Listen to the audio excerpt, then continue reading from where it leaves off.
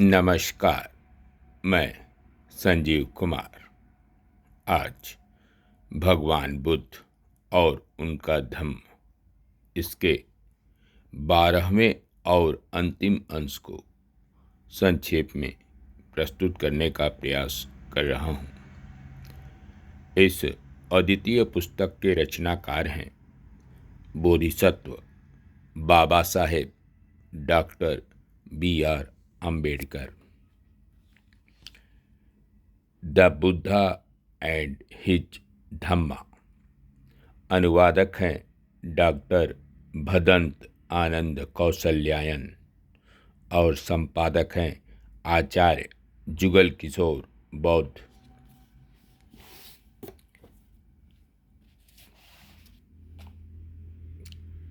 कुशल कर्म करो, अकुशल कर्मों में भागीदार न बनो। अच्छाई के बारे में यूं ही मत सोचो कि मैं इसे प्राप्त नहीं कर सकूंगा। बूंद बूंद से घड़ा भर जाता है। इसी प्रकार थोड़ा थोड़ा संचय करके कुशल कर्मों में वृद्धि होती है। जिस काम को करके व्यक्ति को पछताना न पड़े और जिसके फल को वह आनंदित होकर और संतुष्ट होकर भोग सके, उस काम का करना अच्छा है।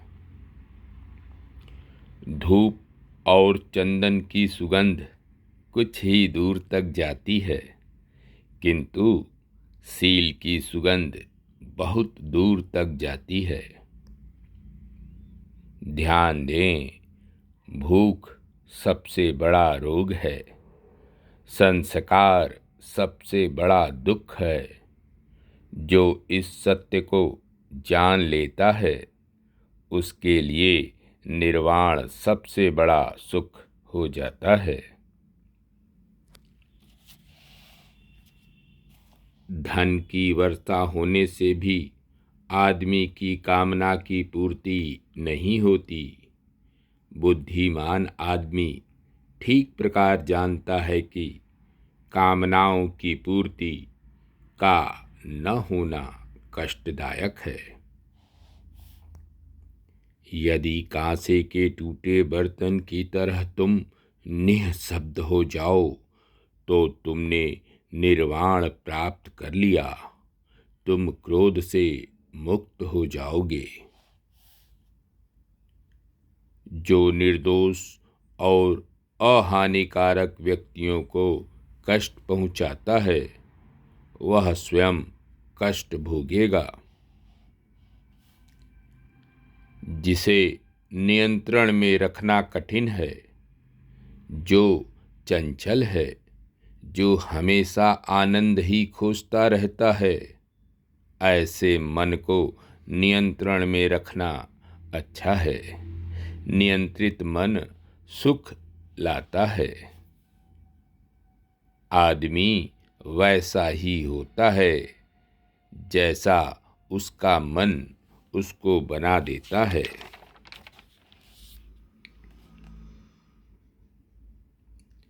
अपने आप को एक द्वीप के समान बनाओ, परिश्रम करो। जब तुम्हारे चित्त मलों का नाश हो जाएगा और तुम निर्दोष हो जाओगे, तो तुम मनोनीत दिव्यलोक को प्राप्त होगे। जो सुखों की कामना किए बिना जीता है, जिसकी इंद्रियां संयत हैं, जो भोजन में मात्रा को जानने वाला है, जो श्रद्धावान है तथा वीर्यवान है, वह वैसे ही स्थिर रहता है जैसे वायु के सामने ठोस पर्वत। बिना प्रज्ञा के ध्यान नहीं और बिना ध्यान के प्रज्ञा नहीं। जिसमें ध्यान है और प्रज्ञा है, वही निर्वाण के समीप है।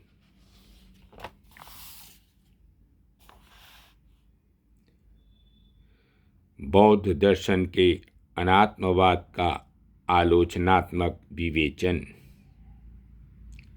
सामान्यतः सभी भारतीय दर्शन आत्मा को नित्य, अजर अमर, कूटस्थ और अपरिवर्तनशील मानते हैं, किंतु बौद्ध दर्शन के अनुसार संसार की समस्त वस्तुएं क्षणिक हैं, अतः आत्मा भी परिवर्तनशील है। अतः स्थायी अथवा नित्य आत्मा में विश्वास करना भ्रामक है। नागसेन कहते हैं, आत्मा पंच स्कंधों का संघात है। ये पंच स्कंध हैं रूप, वेदना, संज्ञा, संस्कार और विज्ञान। समस्त जड़ पदार्थ, उसके गुण, इंद्रियां, उसके विषय एवं मनुष्य के संदर्भ में उसके शरीर का आकार, रंग आदि रूप स्कंध के अंतर्गत आते हैं। वेदना स्कंध के अंतर्गत सुखात्मक एवं उदासीनता की अनुभूतियां आती हैं। संज्ञा स्कंध के अंतर्गत वस्तु का निश्चित ज्ञान आता है।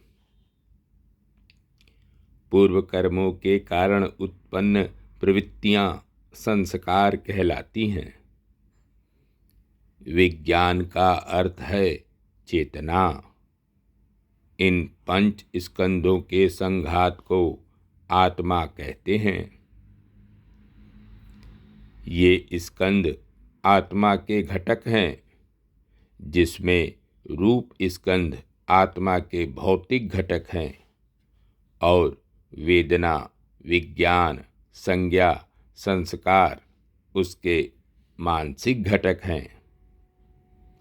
जब तक इन स्कंधों का संघात कायम रहता है, तब तक आत्मा का अस्तित्व रहता है।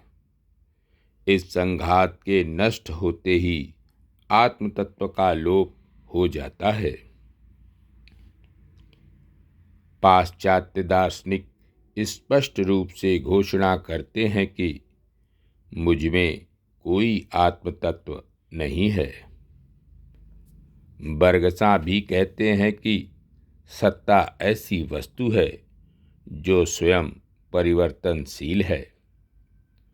व्हाइटहेड का कहना है कि हम जिस वस्तु को जिस समय देखते हैं वह उसी समय बदल जाती है।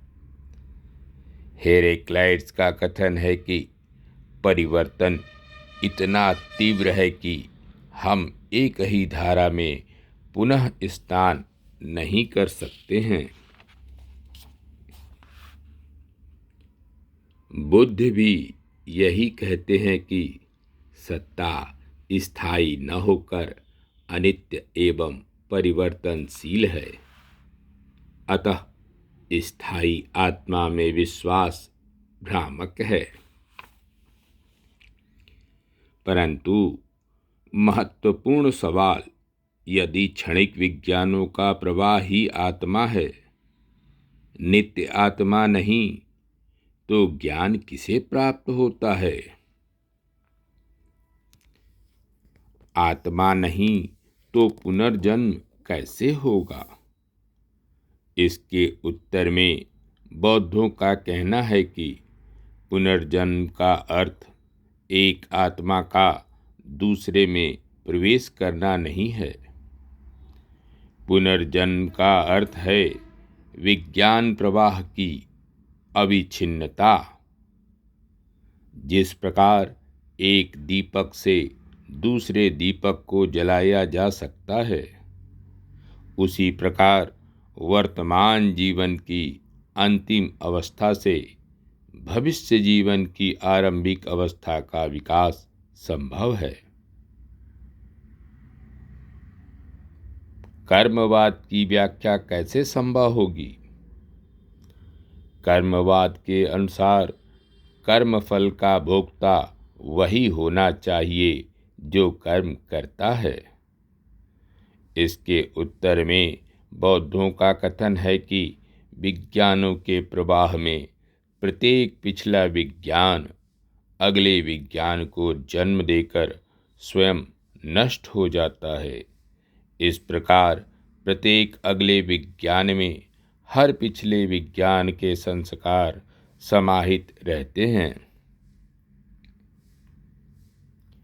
अनात्मवाद से प्रतिभिज्ञा और स्मृति की व्याख्या नहीं होती। बौद्ध प्रतिभिज्ञा की व्याख्या सादृश्य के आधार पर तथा स्मृति की व्याख्या विज्ञान के सातत्य के आधार पर करते हैं। प्रत्येक आगामी अवस्था में सभी पूर्वगामी अवस्थाएं अव्यक्त रूप से विद्यमान होती हैं, जो अनुकूल परिस्थितियों में स्वयं को अभिव्यक्त कर देती हैं। धन्यवाद। नमस्कार। मैं संजीव कुमार।